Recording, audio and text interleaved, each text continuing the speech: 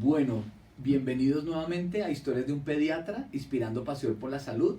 Regresamos con nuestros podcasts y ahora tenemos pues la imagen que va a ser mucho más elegante para todos esos papás que están en todas las tareas. Y regresamos muy feliz de tener a una persona a la cual quiero mucho, admiro mucho y nos va a acompañar con el aprendizaje de las vacunas, que es un tema que a mí me encanta. Como saben, vacunamos nosotros en el consultorio, porque creo que es una de las medidas de salud pública más importantes que han existido en el mundo. Probablemente, y eso pues lo digo ya desde mi opinión, el agua potable es una de las cosas que ha cambiado el mundo, los líquidos endovenosos, la historia de la medicina, y la tercera probablemente las vacunas. Otras como la leche materna también sabemos que son medidas de salud pública importantes, pero digamos que creadas por el hombre es la vacuna. Y tengo el honor, el gusto y la admiración de estar con una infectóloga pediatra que, además de ser pues médica pediatra, infectóloga, mamá, es investigadora de vacunas. Entonces pues tenemos todos los argumentos para entender qué es una vacuna, cómo es una vacuna. La doctora Carolina Hernández, muchas gracias por acompañarnos en Historias de un Pediatra. Cami, muchas gracias a ti. Bueno, la doctora Carolina es también, digamos, de Boyacá en sus campos, no, perdón, de Cundinamarca. Te fuiste en el límite. De Zipaquirá, así como tierra ganadora como Egan Bernal. Entonces eres muy zipaquireña. Totalmente. Y hiciste medicina en la Universidad Nacional y posteriormente hiciste tu posgrado en la Universidad Militar.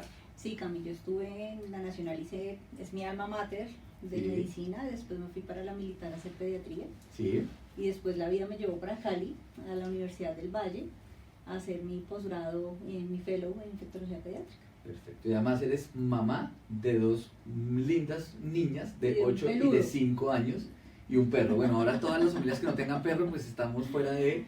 Entonces ahora es parte de la familia. Sí, los perros. sí, soy mamá de Juli y Lupe y yo creo que más allá de cualquier cosa esa es la labor que más me enorgullece de lo que hago. Sí, yo creo que parte de nuestras historias de un pediatra es esto, ¿no? De compartir nuestras vivencias, no solamente desde el conocimiento, digamos, como de ciencia, a la cual sabes mucho, sino de hacer entender que esto, pues, lo que le queremos es como llegar a los papás, porque somos papás, porque vivimos los miedos, porque vivimos las enfermedades, y en ese orden de ideas, pues, vamos a hablar un poquito de qué hace una infectóloga pediatra. Bueno, pues aparte de todos los roles que mencionaste en los que me encanta estar, porque yo sí creo que la visión que tienes cuando eres de este lado profesional, infectóloga pediatra y esto, y además de eso mamá, es una visión completamente diferente. La vida cambia un montón y entiendes muchas otras cosas que integras a tu práctica clínica y eso creo que es fundamental. Y es una muy buena pregunta. De hecho, alguna vez y muchos de mis pacientes chiquitos y como 3 de ellos me han dicho alguna vez como, ¿tú eres la desinfectóloga? La que desinfectas. Claro, y al final les digo, ¿sabes que sí? Tienes toda la razón, yo soy la desinfectóloga porque soy la que pelea contra las bacterias, al final trato de desinfectarte. Entonces es un poco eso. Yo creo que la infectología pediátrica es un mundo muy apasionante porque el infectólogo pediatra trata básicamente todo lo que tiene que ver con enfermedades infecciosas en la edad pediátrica, en los niños, que básicamente se consideran entre los 0 y los 18 años en este momento. Sí. Entonces, lo que hacemos los infectólogos, pues tenemos muchos campos de acción. Tenemos el campo de acción en la consulta ambulatoria, por ejemplo, en donde tenemos espacio desde incluso la consulta preconcepcional. O sea, nosotros podemos aconsejar, podemos orientar a muchas de esas parejas que quieren, por ejemplo, tener bebés, porque al final toda la preparación y saber cómo estás en cuanto a tu parte infecciosa, a que eres susceptible o no eres susceptible, sobre todo en un país tropical como el nuestro, es súper importante. Entonces, ese es un punto clave en la parte ambulatoria. Y en lo prenatal es súper bonito entender que, por ejemplo, si uno tuviera la capacidad de hacer un embarazo de 12 meses, 12 meses es los 9 meses de embarazo, pero prepararse por lo menos unos 3 meses antes a través de una buena nutrición, a través de unos exámenes de infecciones, a ver si estamos expuestos o tenemos alguna infección latente como un citomegalovirus, un toxoplasma, Epstein-Barr, bueno, algunos exámenes que podemos mirar para que ese hijo que viene pues llegue de la mejor forma. Y una cosa que llamamos marca epigenética, que eso no tiene que ver con la infectología, que es... Tiene que ver en muchas cosas. Cómo estoy en mi momento Total. específico, cuando voy de rumba, me hago mi approach hacia mi esposa, y ese momento es específico que da una cosa que llamamos marca epigenética. No es lo mismo que yo tenga un hijo ahorita casi que a los 50, que a los 20 o a los 30, y sobre todo en el momento en que estoy. Pero bueno, sigamos con la parte de infectología. Claro, y cuando hablas de epigenética hay muchas cosas que en infecciones, por ejemplo, también nos marca mucho. O sea, es muy lindo ver cómo los seres humanos somos idiosincráticamente tan diferentes en cosas, ¿cierto? Entonces, es muy interesante ver cómo tú puedes venir preparado para responder muy diferente a la infección de lo que vengo yo. Obviamente hay factores ambientales que te cambian esto, y ahí viene lactancia materna, dieta, hábitos de vida saludable, un montón de cosas chéveres que también impactan en todo este tipo de cosas. Entonces, esta es una parte de la pediatría, la parte de la infectología pediátrica ambulatoria, desde la parte preconcepcional, después ya desde el momento de recién nacido, con todo lo que tiene que ver con infecciones, desde infecciones muy leves como las infecciones recurrentes en pediatría. Entonces, a nuestra consulta, por ejemplo, llegan todos estos niños que nos manda el pediatra con un cuadro de infecciones recurrentes en donde estamos de pronto con alguna bandera roja pensando en que hay algo que no esté funcionando bien. Entonces esos chiquitos llegan inicialmente a nuestra consulta y ahí hacemos una evaluación de ver esa delgada línea entre lo que puede ser esperable y lo que ya no está tan esperable, y los enfocamos. Perdóname, ahí digamos que esa bandera roja que tú hablas es, y que pues nosotros los pediatras somos los primeros que vamos a ver al niño, entonces que hizo una bronquiolitis, después otra hospitalización, después una otitis media, después una neumonía. ¿Qué podrías decirnos tú? Oiga, venga, pediatra o papás, porque realmente Sí. son los papás los que van a como ser super pilos alrededor de cuándo deberíamos ir al infectólogo. Bueno, eso es muy interesante porque al final esa línea es muy delgada y es muy fácil cruzar. Entonces, hay ciertos hitos y ciertas banderas rojas. Gracias al cielo, hoy día también en nuestro país ya tenemos inmunólogos pediatras, porque durante muchos años los infectólogos hicimos también un poco de la tarea de los inmunólogos, pero hoy ya tenemos ese apoyo de la inmunología clínica en donde, digamos, exploramos mucho más, pero muchos chiquitos llegan por este filtro. En general, ¿tú qué esperas, por ejemplo, en el primer año de guardería de tu hijo? Entonces, que eso es un cambio grandísimo, o sea, un cambio grandísimo en el momento cero en que entras a la guardería, lo cual no quiere decir que la guardería sea mala, porque al final está chévere, no que no estés en una burbuja todo el tiempo, porque esa no es la vida. Que te expongas. ¿Cierto? Que te expongas, y eso es una teoría bien interesante. Pero al final, cuando entras al colegio, ese primer año de guardería, suele ser muy duro para los papás. Cuando tú tienes un niño en guardería, tú tienes una expectativa más o menos de tener entre 10 y 12 episodios febriles en el año. O sea, uno por mes. Eso es uno por mes. Entonces, es muy fácil llegar a esta consulta, y creo que es una de las consultas más frecuentes del pediatra, y es que se enferma cada rato. Entonces, y si tienes un niño pequeño hasta ahora exponiéndose con un hermanito mayor, que ya es un niño escolar, por ejemplo, 5 o 6 años, pues esto simplemente son dos seres humanos cultivando virus todo el tiempo. Entonces, y es renovando y estimulando frecuentemente el sistema inmunológico. Signos de alarma grandes: que tu hijo no crezca bien, que no esté ganando buen peso y buena talla, que las infecciones revistan una severidad muy importante, o sea, que me dio una gripa y terminé en cuidado intensivo, pues seguramente no era una gripa, claramente. Que tu neurodesarrollo no esté acorde, eso no está chévere. Que tengas infecciones, normalmente la mayoría de infecciones de pediatría, el gran porcentaje en estas edades de más chiquitos, son infecciones virales. Si tú tienes infecciones bacterianas recurrentes comprobadas, por ejemplo, algo está pasando allí. Y si tienes infecciones en diferentes sitios anatómicos, ojo, porque está pasando algo. Si hiciste hoy una neumonía que te llevó a UCI, mañana hiciste una infección de orina complicada, pasado mañana hiciste un absceso en la piel y sale abundante cantidad de materia y pus y demás, algo está pasando, y algo no está funcionando bien. ¿Listo? Entonces, ese tipo de alarmas son importantes. Hay otras cosas en la familia que también de pronto nos marcan algunas pautas, como muertes tempranas en la familia, antes de los 30 años, por ejemplo. El antecedente que haya habido consanguinidad en las líneas directas de la familia, entonces, por ejemplo, que los abuelos eran primos hermanos y demás, esto puede traer consecuencias en cuanto ¿Por lo de la cola? ¿Lo de la cola marrón? Perdón. Al final, Perdón. esto puede tener que ver, no. Porque sí hay una predisposición importante a poder tener ciertos trastornos de tus defensas, de tu inmunidad, cuando este tipo de situaciones, no quiere decir que el 100%, pero es un factor de riesgo. Entonces, si tú tienes estos tipsitos y hay cosas que tú dices, ve, se está enfermando, pero al final hay cosas que no me están gustando de estas infecciones, ya no se están portando como deberían portarse, hay algo está pasando. Entonces ese es un signo de alarma. Vamos al pediatra, vamos al infectólogo. Con todas esas 5 cosas que dijiste, Exacto. vamos al infectólogo. Obviamente nosotros como pediatras somos la primera puerta y parte del proceso es de, digamos, hacer el approach de llevarlos y estudiarlos para que el infectólogo, pues evidentemente, determine si hay alguna inmunodeficiencia, una falta de defensas de ese organismo, de ese niño que está haciendo que recurra en infecciones. Claro, y ese es un campo súper importante, entonces ese es uno de los campos en los que nos movemos.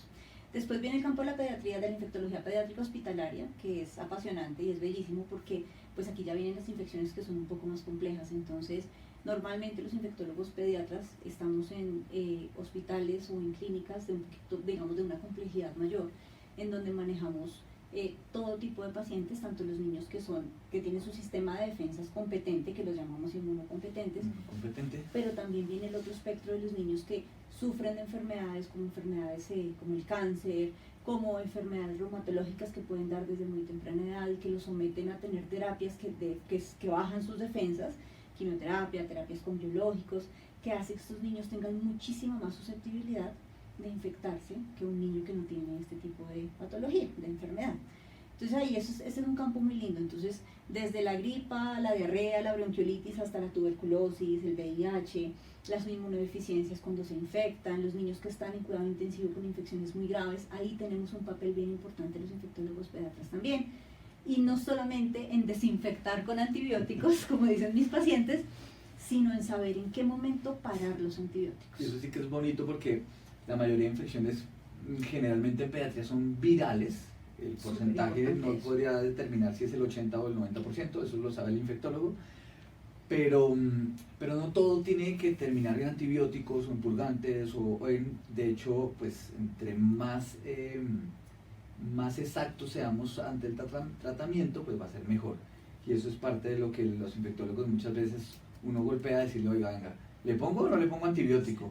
¿Estamos en esto o estamos en lo otro? Y ahí pues digamos que la clínica y pues la sabiduría que tienen ustedes ante interpretar a través de un conocimiento científico que pues se ha estudiado, pero con el día a día ustedes identifican eso como muy bola, como diríamos. Claro, Camille, es que este tema es un tema muy frustrante, incluso para nosotros, los médicos, y como mamá y como papás es frustrante. Las infecciones virales son muy frustrantes al final, ¿sí?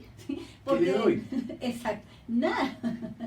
Denle acetaminofén y líquidos. Exactamente, entonces al final es un poco frustrante que a ti como papá te digan, esto es esperable lo que está pasando, pero pues uno está viendo su niño con 39 de temperatura, tumbado, caído, que no quiere comer, que está muy maluco, y tenemos la falsa creencia que los antibióticos son milagrosos al final, ¿sí? Con que doy el antibiótico y cambió completamente el panorama. Y hay otra versión de los hechos que no es tan cierta, y es que los virus se portan más leves que las bacterias, y que cuando el niño está muy enfermo es porque tiene enfermedad bacteriana. Hay virus absolutamente agresivos. Acabamos de pasar una pandemia que mató a un mundo de gente y eran virus. Al final los virus también han sido agentes etiológicos muy, muy, muy agresivos y también pueden enfermar a los niños. Y el problema grande, y la frustración grande, es que hay muy pocas enfermedades virales que tienen un tratamiento específico. El resto de enfermedades virales depende de que su cuerpecito funcione, se defienda y haga lo que tiene que hacer. Entonces eso es, para uno como papá, es frustrantísimo. Buenísimo esa parte, digamos, de entender esto y entender que no todas las infecciones necesitan antibiótico. De hecho, a veces en el criterio médico, el no poner un antibiótico vale más que el formular por formular. Y esa es una de las cosas que probablemente ustedes tienen más criterio y mucho más conciencia alrededor de, y nos enseñan en el día a día para que no utilicemos una cantidad de antibióticos que al final van a ser una cosa que se llama resistencia bacteriana, y entonces yo ya no le puedo dar no le puedo dar este, y nos quedamos sin recursos alrededor de. Claro, y es que al final me enfrento al mejor no formules, porque cuando tengo que ver un niño en la unidad de cuidado intensivo con una bacteria multidrogoresistente, que más o menos tengo que darle 2 o 3 antibióticos porque tiene un riesgo de mortalidad muy grande, ahí es cuando entiendes la presión que hemos hecho con los antibióticos, con el ir a la farmacia y consumir amoxicilina por cualquier infección respiratoria, por ejemplo. El triconjugado, ¿no? El matrimonio. El matrimonio. Sí. Lincomicina, corticoide y otro. No, pero además que es que tú luchas con eso desde tu casa, o sea, más o menos, mi papá, por ejemplo, sabe que no me cuenta nada cuando tiene gripa, pero yo ya sé que fue a la farmacia a ponérselo. O sea, es de este nivel. Estamos ahí. Perfecto. Así es. Entonces ese es el otro ámbito en el que trabajamos. Pero también tenemos muchos otros campos de acción. Y uno de los campos de acción es que la medicina preventiva para nosotros es supremamente importante. Y somos unos convencidos de que si nosotros podemos actuar antes de que lleguen las enfermedades, es lo mejor que podemos hacer. Y ahí, digamos que ahí viene el tema de el por qué la mayoría de infectólogos pediatras, todos los infectólogos pediatras, somos unos abanderados en el tema de la vacunación. Y esto va muy conectado también con este otro campo en el que también los infectólogos pediatras y algunos pediatras también pueden tener acción, y es el campo de la investigación clínica, que al final también es otro campo de la medicina muy bonito, que cuando tú logras ver la integración que puede tener la investigación clínica con lo que tú haces en la práctica diaria, te abre un mundo completamente diferente y es genial realmente poder vivir la experiencia de los dos mundos.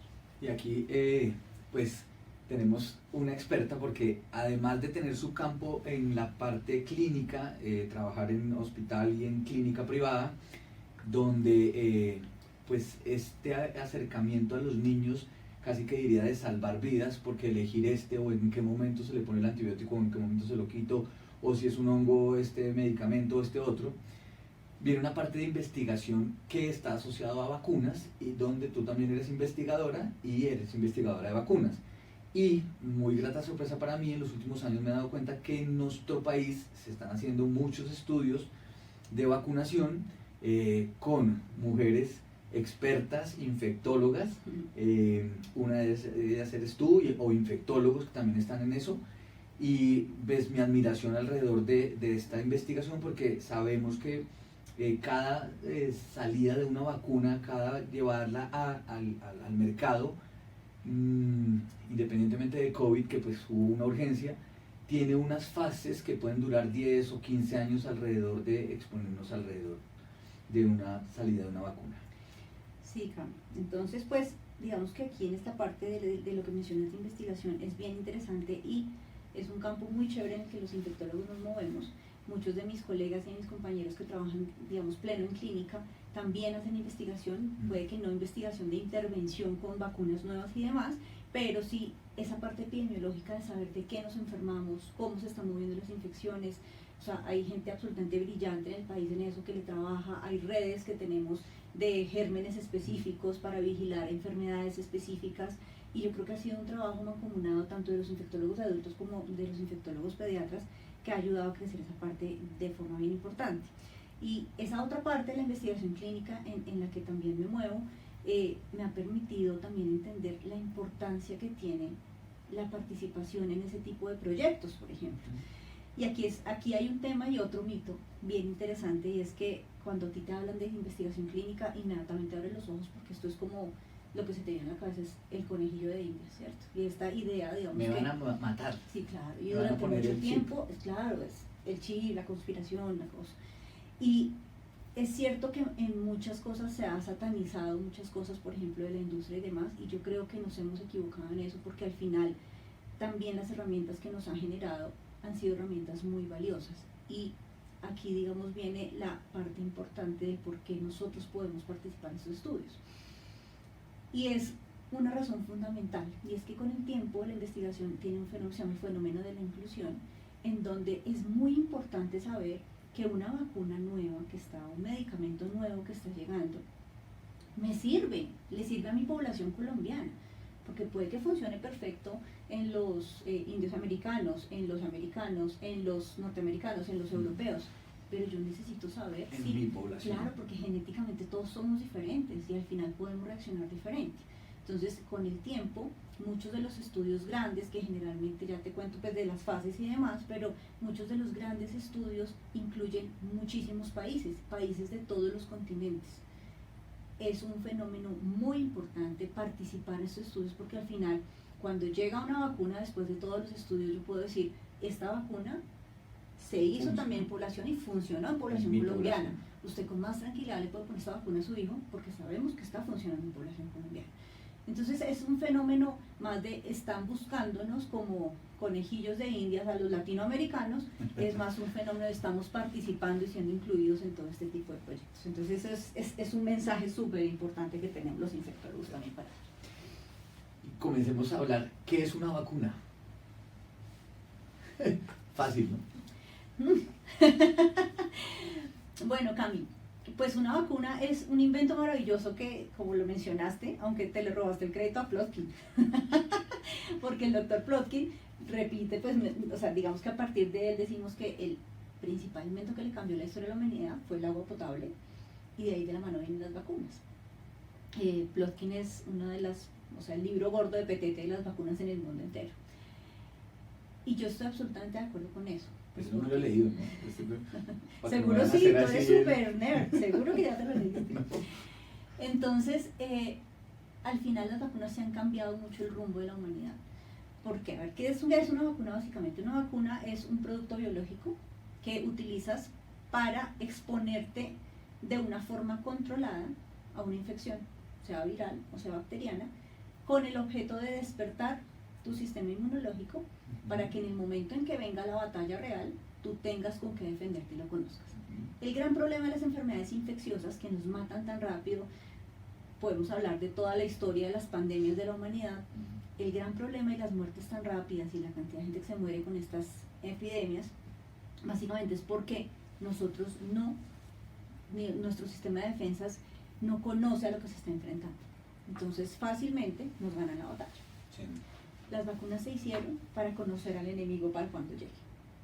Lo que yo hago con una vacuna es preparar a mi sistema inmunológico para que conozca el germen y guarde defensas para cuando yo tenga que enfrentarme de verdad. Es decir, que varicela, hablemos por ejemplo de una enfermedad infecciosa.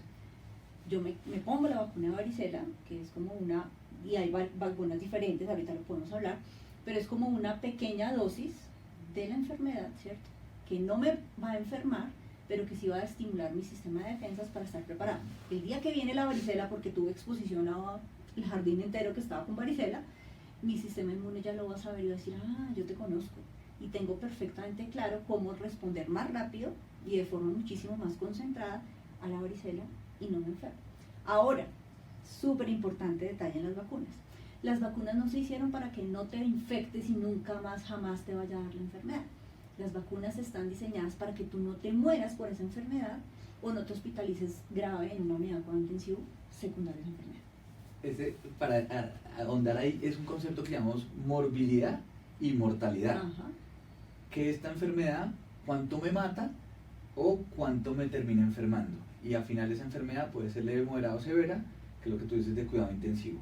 Y esos porcentajes los dan ustedes, los que investigan vacunas, dicen, mire, me va a cubrir contra el 80% o el 90% para mortalidad o morbilidad para que no termine en cuidado intensivo. Claro, claro que sí. Entonces, aquí digamos que este tema de las vacunas es bien importante en esto porque la mayoría de vacunas que existen para enfermedades infecciosas son enfermedades infecciosas que tienen un índice de diseminación muy importante. Entonces, si hablamos de sarampión, si yo entro a una sala y tengo sarampión, solo con hablar en esa sala se puede ir. Contagio a 18 personas. Eso es un índice de contagio altísimo. COVID no era tanto, era 3.4, 4 más o menos. Yo puedo hablar acá y infectarlos pues, en este momento por COVID, pero sarampión, otras enfermedades que hoy tienen prevención es importante. Y aquí viene otra cosa bien interesante para algunas personas y algunos comentarios que también he recibido muy cercanos, y es como, pero es que es mejor enfermarse, porque es que eso fortalece más las defensas. Lo que llamamos inmunidad natural. Claro. Y es una opción, Cami. Sí. O sea, mete al chino ahí con el que tiene varicela para que no le sacamos todos de ahora, la familia. Tú te puedes exponer a la enfermedad y seguro vas a hacer inmunidad natural. El punto es que salgas. Sí, que no termines. Porque es que te puedes morir en el intento. Claro, y si te morís en el intento, pues como que no va a funcionar la inmunidad natural a largo plazo. Entonces, es una opción. Pero al final te estamos dando el chance de que no intentes para saber si te moriste o no por la enfermedad, sino que estés un poquito más preparado cuando llegues a enfrentarte a ella. Perfecto, buenísimo. Entonces, pues tenemos unos mecanismos biológicos los exponemos y pues a través de eso yo conozco la enfermedad y me respondo ante esa enfermedad cuando llega el momento de verdad. Ujú. Y esto de vacunas, que unas son virus, otras son bacterias, unas son como para mí, que soy así bien rascón apenas, bien brutico, explícanos qué es lo de, digamos, celular o acelular, conjugado, todo este tipo de cosas que como así básico para mí. Pues Cami, es que existen muchos tipos de vacunas y existen también muchas formas de hacer vacunas y eso es otra cosa importante. Entonces, no todas las vacunas pueden ser hechas de la misma forma porque no todos los microorganismos se pueden manejar de la misma forma. Por eso es que hay varias clasificaciones de vacunas. Entonces, por ejemplo, tenemos las vacunas vivas, se llaman así, y las vacunas muertas o inactivas. En donde una vacuna viva, ¿qué haces tú? Entonces tú coges, por ejemplo, varicela. Varicela es el ejemplo típico de una vacuna viva. Tú lo que haces es que coges el virus de la varicela, ¿cierto? Cierta cepa del virus de la varicela, y a través de procesos físicos, químicos, térmicos, empiezas a quitarle la capacidad al virus de ser agresivo y de generar una enfermedad, pero lo dejas vivo. Es decir, como le digo a los estudiantes, porque eso es otra cosa que me apasiona un montón y es la docencia, es que tú lo dejas vivo pero bobo. ¿Sí? Eso es una vacuna vivo atenuada. Tú lo dejas al virus vivo pero bobo. Lo suficientemente vivo para que despierte tu sistema inmunológico, lo suficientemente bobo para que no te genere la enfermedad. Y esa es la idea de las vacunas vivas atenuadas. Perfecto. ¿Qué pasa con las vacunas vivas atenuadas? Que si yo le pongo un virus vivo pero bobo a alguien que no tiene defensas, es un problema porque sí puedo generar la enfermedad y puede no ser tan bobo el virus al final. Entonces, por eso estas vacunas específicamente tienen algunas precauciones y algunas contraindicaciones en ciertas personas, en ciertos pacientes de riesgo, como los que tienen medicamentos que les bajan las defensas, terapias contra el cáncer, terapias biológicas y situaciones muy puntuales que van a ser, digamos, exactamente, que no tienen su sistema inmunológico tal cual. Embarazadas, por ejemplo, porque en general las embarazadas pues están gestando, están formando una vida allí, entonces en ellas también está contraindicada este tipo de vacunas. Entonces esas son las vacunas vivos atenuadas. Ejemplos de las vacunas vivos atenuadas: tenemos la vacuna de varicela, tenemos la vacuna de triple viral, que es la que le ponemos a los bebés al año, que tiene sarampión, que tiene rubeola, que tiene paperas. Ejemplo de vacuna viva atenuada, la vacuna que le ponen a todos los recién nacidos en nuestro país, no en todos los países se pone, en nuestro país se pone, porque resulta que la gente cree que no existe la tuberculosis y tenemos mucha tuberculosis en nuestro país. Esa es una vacuna también viva atenuada, la de los bebés recién nacidos, por eso genera esa ampollita y puede generar incluso una pustulita y que no se le debe hacer nada y que los bebés, y que se ve feíto y todo durante los primeros días, pero hay que dejar quieto. Déjelo quietico, no le ponga nada, que no eso se va a quedar ahí y se va a sanar solito. Es parte de la reacción que está haciendo. Algunos chicos pueden hacer respuestas, digamos, aumentadas, que pueden indicar otras cosas, pero eso ya lo hablaremos de pronto un poquito más adelante cuando hablemos como de los eventos adversos que pueden haber. Pero en general esas son las vacunas vivas atenuadas. Las inactivas, ahí sí lo matas, ¿sí? Entonces, hay muchas plataformas para tener vacunas inactivas, pero en general la ciencia básica de las vacunas inactivas es tener el virus, sea completo o una fracción, muerto. No un tienes pedacito nada. De una proteína. O la célula, o el virus o la bacteria completa. De... Puedes tenerlo completo, puedes tener la cápsula sola, puedes tener una parte solamente del microorganismo. Y ahí entonces vienen las vacunas, por ejemplo, recombinantes, como las de hepatitis B, que son la mayoría de ellas, ¿cierto? En donde tienes es un pedacito que tú, y ni siquiera es el pedacito original del virus, sino que tú hiciste todo un proceso de recombinación en el laboratorio para tener esa proteína específica, por eso es recombinante. Entonces es la proteína. ¿Y por qué una proteína? Pues porque al final es la que los científicos identifican que es la proteína que a ti te despierta la inmunidad, las defensas para reaccionar. Están las otras vacunas en donde tú tienes todo completico, el coquito del virus o de la bacteria, pero sin su material dentro, sino solamente con las proteínas que expresa, por ejemplo. Dejamos la lata. Exactamente. Y hay otro tipo de vacunas que, por ejemplo, utilizan la latica o el empaque de otras, pero por dentro tienen algún material genético que va a producir la proteína dentro de tu organismo, que es la que va a estimular el sistema de tus defensas. Que va a llegar a ser como unas proteínas dentro del RNA que llaman. Claro, entonces aquí viene una de las formas de hacer vacunas, porque la forma convencional de hacer vacunas hasta el 2020, ¿cierto? Fueron las plataformas convencionales donde tenemos las vivas atenuadas, donde tenemos las inactivas. Normalmente un proceso de hacer una vacuna no es como que pasó del ratón de laboratorio a la población pediátrica. De una o sea, vez. para que eso pase, tiene que, ¿cómo es? Correr mucha agua por el río, ¿cierto? Entonces tiene que tener muchos procesos que tienen. Yo te diría que la industria farmacéutica es una de las industrias más reguladas en el mundo entero. ¿Por qué?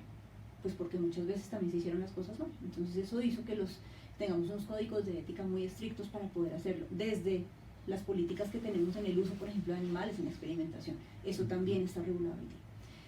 Entonces pasa mucho tiempo en estas vacunas convencionales y más o menos sacar una vacuna al mercado tiene un proceso grande, un proceso donde tú primero identificas la necesidad. Se está muriendo gente, necesitamos una vacuna, esto definitivamente puede potencialmente matar a una gran parte de la población mundial, necesitamos una respuesta. Empiezan los estudios, los verdaderos estudios de las raticas de laboratorio y de los conejillos de Indias. Eso es lo que llamamos fase 1. Es la fase preclínica, antes de la fase preclínica. Entonces primero se identifica la necesidad, después se empieza a mirar en cultivos celulares, en laboratorio básico.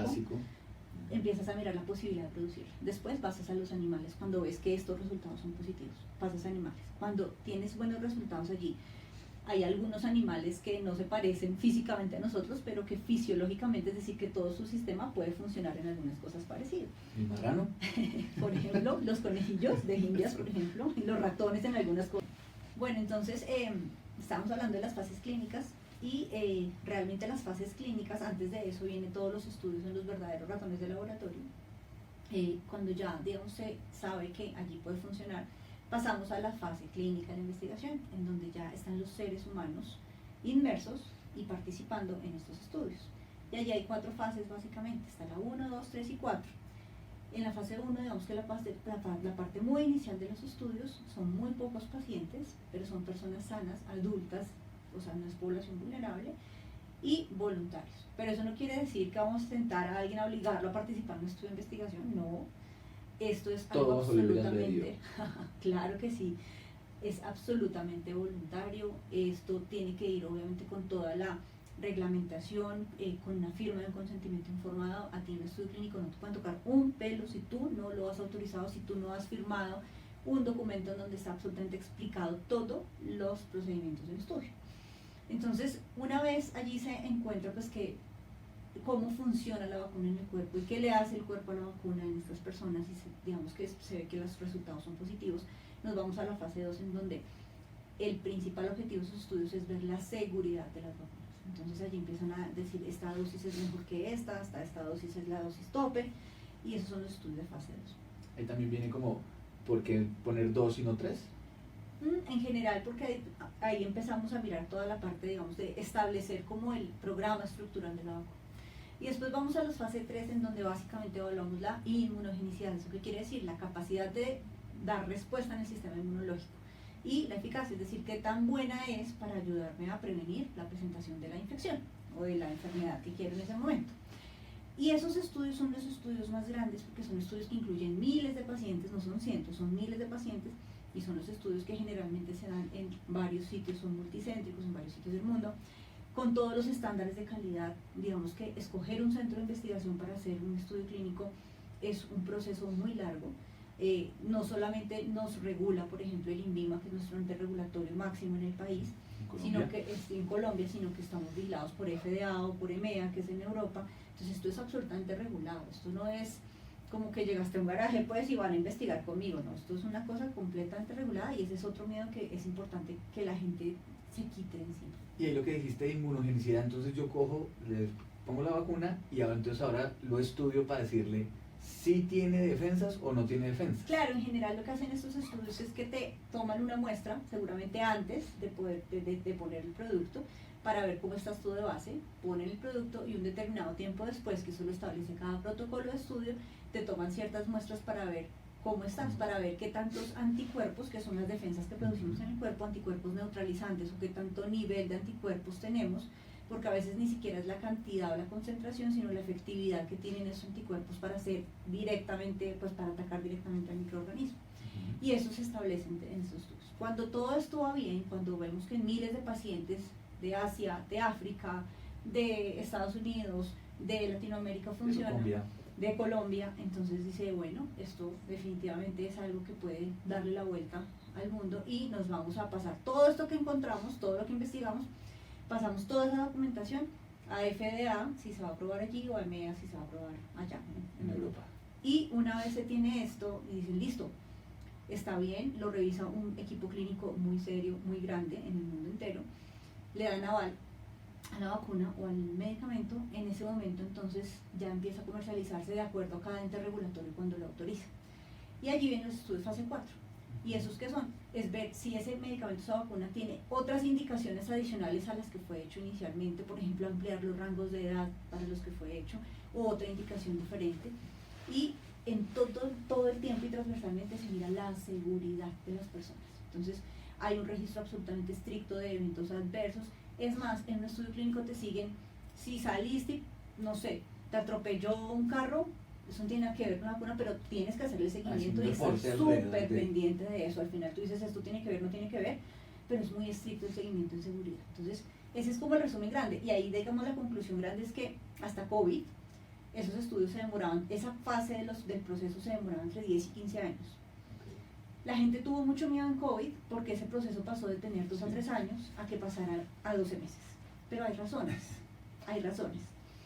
Y hay 2 razones grandes. La primera es pues que hemos avanzado un poquito en cuanto a tecnología y en cuanto a genética, lo cual nos permite hoy día tener la tipificación de un genoma, es decir, saber los genes de un bicho, de un virus, en menos de 30 días. Y saber cuál es la proteína que te enferma o que te despierta la respuesta inmunológica de ese virus. Locura. Que eso es algo que cambió muchísimo, y además que este era un virus, era nuevo, pero tiene primos viejos conocidos que ya habían enfermado y matado a mucha gente antes, entonces más o menos se conocía. Primero, eso hizo que también avanzara mucho. Y lo segundo es que vino una nueva plataforma de hacer vacunas, una nueva forma de hacer vacunas aparte de las que te conté, y son la plataforma de las vacunas de RNA mensajero. Eso no quiere decir que esas vacunas alteren el genoma. Nosotros tenemos 2 cosas en nuestro genoma. Está el DNA, que es lo que está dentro del núcleo, donde está nuestra marca genética, que de se papá y mamá. Su papá y su mamá. Exactamente. 23, Exacto. XY o XX. El RNA está en el citoplasma, fuera del núcleo, clase de biología básica de todos, tercero primaria. Eso está fuera. La mía fue un poquito más larga. Esto está fuera. Al final, este tipo de vacunas no se meten al genoma, que era uno de los miedos grandes de la gente. Me van a alterar mi genética. Pues es un miedo absolutamente entendible, pero es un mito a sacar. Pues no, hay que desmitificar eso. Pero esto permitió... Es como, aquí tengo una partitura, esa nunca va a cambiar, sí, pero le puedo cambiar la melodía o le puedo cambiar la entonación. Pero no se lo estás cambiando a tu marca genética. A la partitura. Se lo estás cambiando a la maquinaria. O sea, lo que tú estás haciendo es utilizando, tú le metes una maquinaria de una proteína para que el armamentario de lo que te hace las proteínas en tu cuerpo produzca esa proteína similar, y esa proteína diga, esto es extraño, y empiezo a reaccionar. Que al final eso fue lo que pasó básicamente con la vacuna de COVID. Entonces eso permitió, con esta nueva plataforma, que eso pues le dio el premio Nobel a las 2 personas que tuvieron este modelo, que lo trabajaron desde el 2005. Entonces es que aquí se vino a materializar un trabajo de muchísimos años. Esto no fue gratis de un día para otro. Entonces eso es algo que la gente tiene que saber también, porque eso le ayuda a uno a quitarse miedo. Yo creo que en este mundo conocer las cosas como son es súper importante, porque alrededor de cada noticia hay 80% fake news. Entonces es bien importante poder documentarnos de estas otras cosas. Entonces ese es como el cierre del por qué todavía todavía se utilizan las otras plataformas, que se demoran todo este tiempo para producir una vacuna. Eso todavía lo hacemos, pero hay muchas otras enfermedades digamos, a las cuales podemos responder con estas nuevas plataformas, y que es lo que se está haciendo, y es que lo necesitamos, porque al final si podemos prevenir en vez de curar. Al final, fíjate que por ejemplo en COVID la respuesta fueron las vacunas, porque los tratamientos realmente no fueron lo suficientemente efectivos como para ayudarnos a contener la pandemia, y cada vez necesitamos responder más rápido. Esta no va a ser la última pandemia que tuvimos. O sea, esperemos que no sea tan cercana a la siguiente, pero que nos toque a nosotros. Esperemos, pero no estamos lejos de. Entonces sí creo que hay que ser conscientes de esto, y cada vez tenemos que responder de mejor forma a las enfermedades si queremos sobrevivir en este planeta. Bueno, aparte de cuidarlo, ¿no? Porque es que también fallamos un poquito en eso. Bueno, no, pues yo creo que estamos, pues yo estoy feliz de esta clase de inmunología y vacunación. No me digas eso, me siento vieja. No, yo estoy aprendiendo mucho y recordando también algunas cosas alrededor de, Y esto pues es un mensaje para, pues, para los papás que nos acompañan, creo que para los pediatras, para los médicos, porque a pesar que uno estudie y esto, pues a veces que entender algunas cosas no es tan fácil en el concepto de...